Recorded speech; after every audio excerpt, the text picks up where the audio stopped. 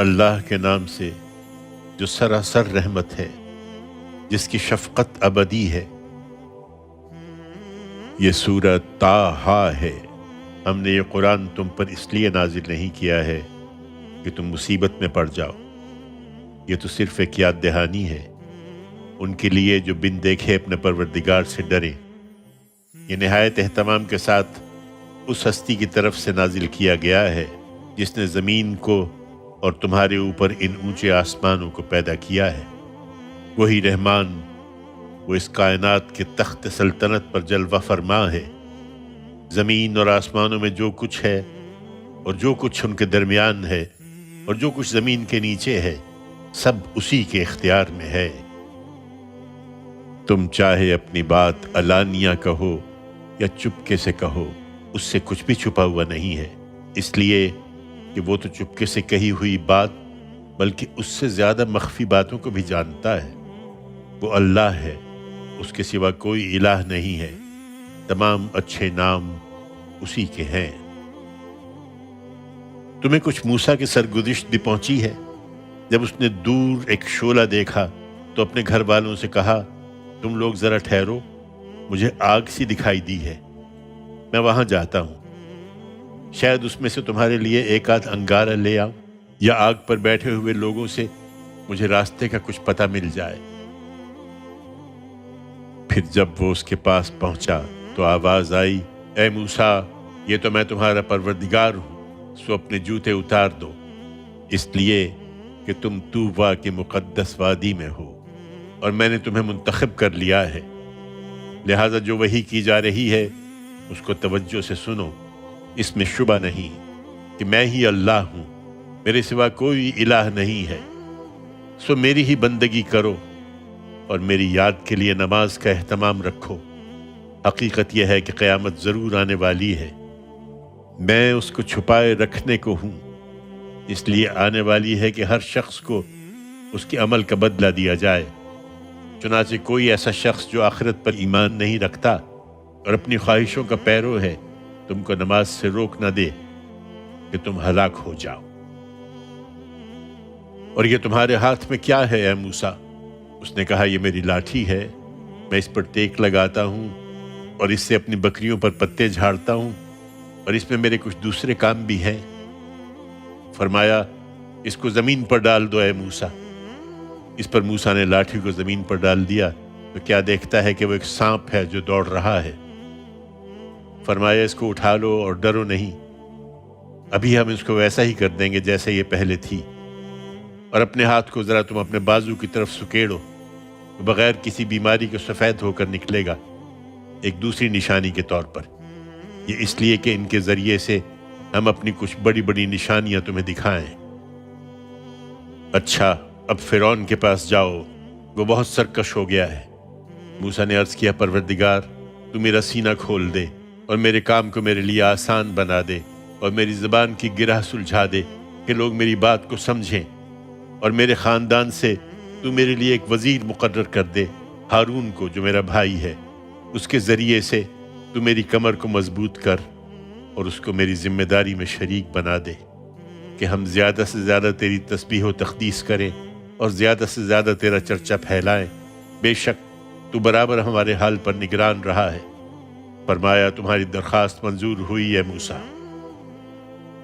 اور یاد کرو ہم تمہارے اوپر ایک مرتبہ اور بھی احسان کر چکے ہیں، جب ہم نے تمہاری ماں کو وہ بات الہام کی تھی جو اس وقت تمہیں وحی کی جا رہی ہے کہ اس بچے کو صندوق میں رکھو، پھر صندوق کو دریا میں ڈال دو، پھر دریا اس کو کنارے پر ڈال دے کہ اس کو وہ شخص اٹھا لے جو میرا بھی دشمن ہے اور اس بچے کا بھی دشمن ہے۔ اور میں نے تم پر اپنی طرف سے محبت کا ایک پرتو ڈال دیا تھا تاکہ وہ بھی شفقت کے لیے مجبور ہو جائے اور تاکہ تم میری نگرانی میں پالے جاؤ۔ اس وقت جب تمہاری بہن اجنبی بن کر بار بار جاتی، پھر ان سے کہتی تھی کہ تم کہو تو میں تمہیں ان لوگوں کا پتہ بتا دوں جو اس بچے کی پرورش کریں، اس طرح ہم نے تم کو تمہاری ماں کی طرف لوٹا دیا کہ اس کی آنکھیں ٹھنڈی ہوں اور اس کو غم نہ رہے۔ اور یاد کرو کہ تم نے ایک شخص کو قتل کر دیا تھا، پھر ہم نے تم کو اس غم سے بھی نجات دی اور تم کو خوب خوب جانچا، پھر ہماری عنایت سے تم کئی سال مدین کے لوگوں میں رہے، پھر ٹھیک ایک اندازہ کیے ہوئے وقت پر یہاں پہنچ گئے ہو اے موسیٰ، اور اب ان سب مراحل سے گزار کر میں نے تمہیں اپنے اس کار خاص کے لیے تیار کر لیا ہے۔ اس کے بعد موسیٰ مصر پہنچے تو ارشاد ہوا، تم اور تمہارا بھائی میری نشانیوں کے ساتھ جاؤ، اور دیکھو میرے ذکر میں سستی نہ کرنا۔ تم دونوں فرعون کے پاس جاؤ، حقیقت یہ ہے کہ وہ بہت سرکش ہو گیا ہے، سو اس سے نرمی کے ساتھ بات کرنا، شاید وہ یاد دہانی حاصل کرے یا میرے عتاب سے ڈرے۔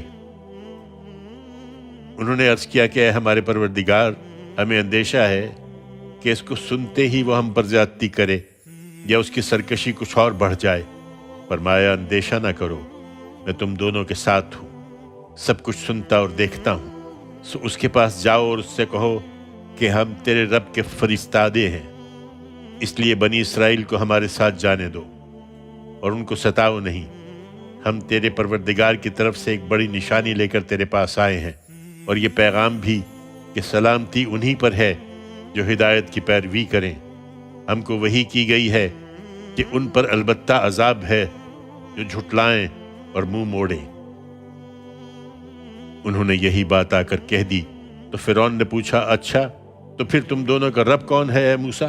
اس نے جواب دیا، ہمارا رب وہی ہے جس نے ہر چیز کو اس کی خلقت عطا کی، پھر رہنمائی فرمائی ہے۔ فرعون نے کہا، پھر اگلی قوموں کا کیا حال ہے؟ موسیٰ نے جواب دیا، ان کا علم میرے پروردگار کے پاس ایک نوشتے میں محفوظ ہے، میرا رب نہ بھٹکتا ہے نہ بھولتا ہے۔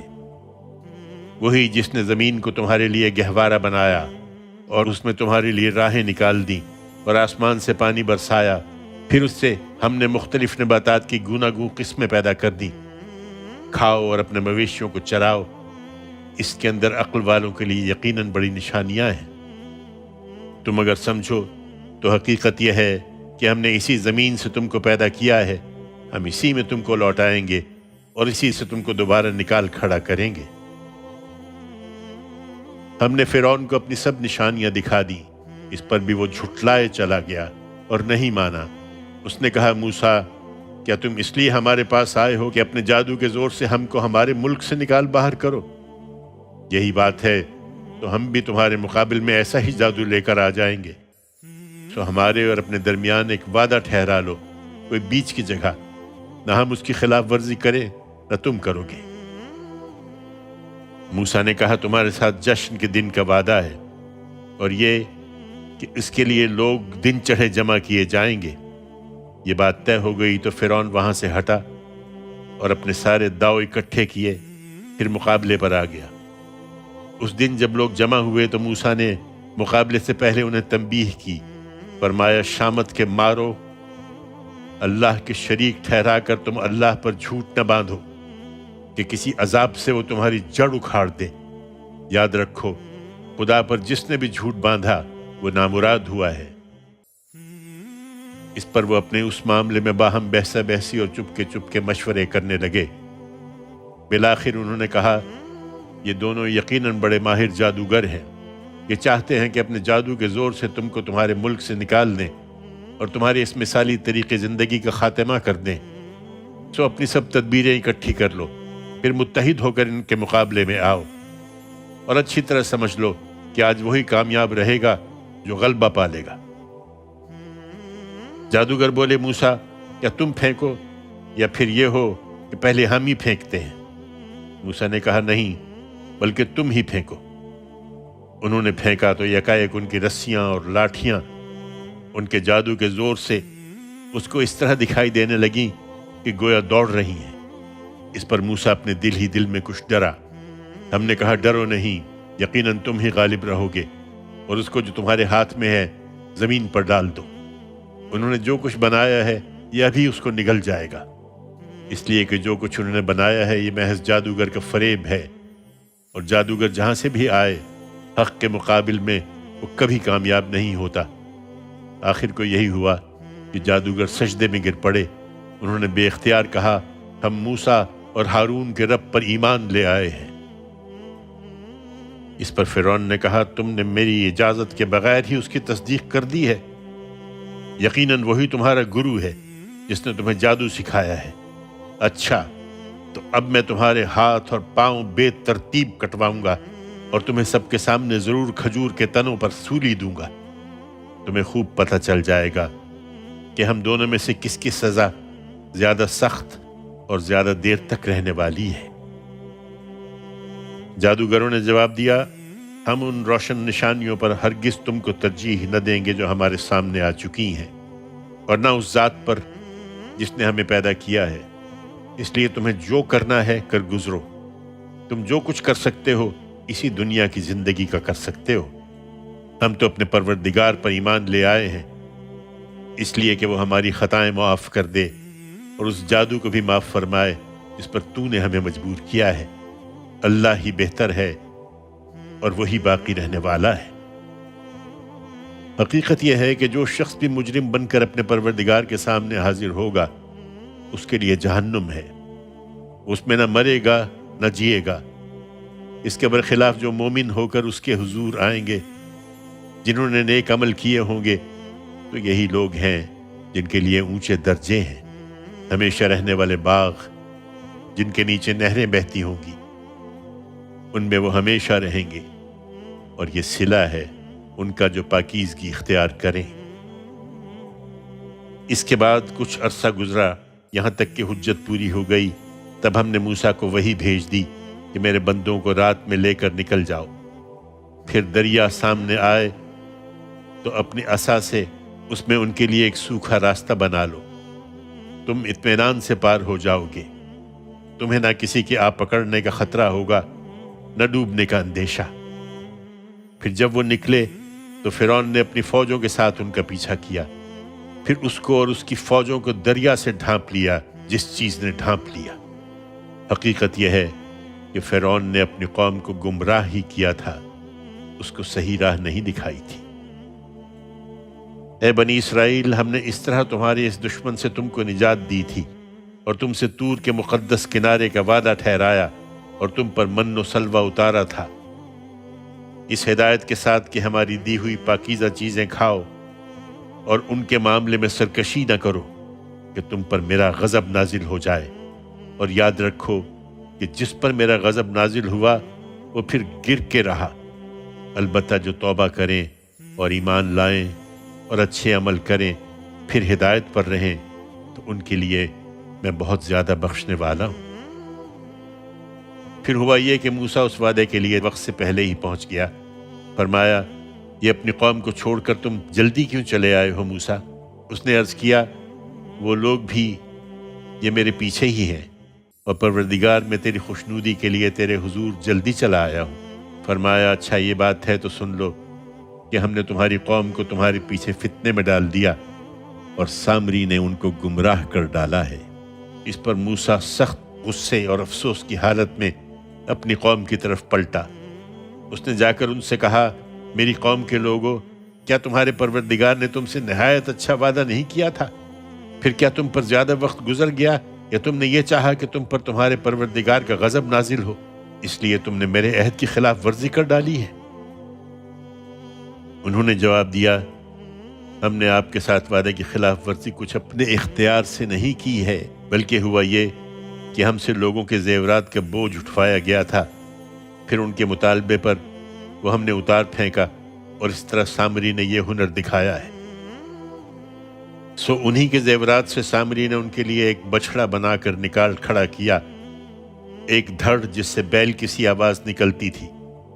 اس پر وہ کہنے لگے کہ یہی تمہارا معبود ہے اور یہی موسیٰ کا معبود ہے، مگر وہ اسے بھول گیا ہے۔ ان پر افسوس، پھر کیا وہ دیکھتے نہیں تھے کہ وہ نہ ان کی کسی بات کا جواب دے سکتا ہے اور نہ ان کو کوئی نفع یا نقصان پہنچا سکتا ہے؟ ہارون اس سے پہلے ہی ان سے کہہ چکا تھا کہ میری قوم کے لوگوں، تم اس بچھڑے کے ذریعے سے فتنے میں ڈال دیے گئے ہو۔ تمہارا پروردگار تو حقیقت میں خدائے رحمان ہے، تو تم میری پیروی کرو اور میری بات مانو۔ مگر انہوں نے کہہ دیا کہ ہم تو اسی بچھڑے کی پرستش میں لگے رہیں گے جب تک موسیٰ لوٹ کر ہمارے پاس نہ آ جائے۔ سو قوم کے سرداروں سے پوچھنے کے بعد موسیٰ ہارون کی طرف پلٹا اور بولا، ہارون، جب تم نے دیکھا کہ یہ گمراہ ہوئے جا رہے ہیں تو تمہارا ہاتھ کس چیز نے پکڑ لیا تھا کہ تم میری پیروی نہ کرو؟ پھر کیا تم نے میرے حکم کی نافرمانی کر ڈالی؟ ہارون نے جواب دیا، اے میری ماں کے جنے، نہ میری داڑھی پکڑو نہ میرا سر۔ مجھے اندیشہ ہوا کہ تم آ کر کہو گے کہ تم نے بنی اسرائیل کے درمیان پھوٹ ڈال دی اور میری بات کا لحاظ نہیں کیا ہے۔ موسیٰ نے کہا، اور سامری تیرا کیا معاملہ ہے؟ اس نے جواب دیا، میں نے وہ چیز دیکھی جو دوسروں نے نہیں دیکھی، تو اسی کے مطابق میں نے فرستادہ الہی کے نقش قدم سے ایک مٹھی خاک اٹھا لی، پھر اس کو بچھڑے میں ڈال دیا۔ میرے نفس نے مجھے کچھ ایسا ہی سجھایا تھا۔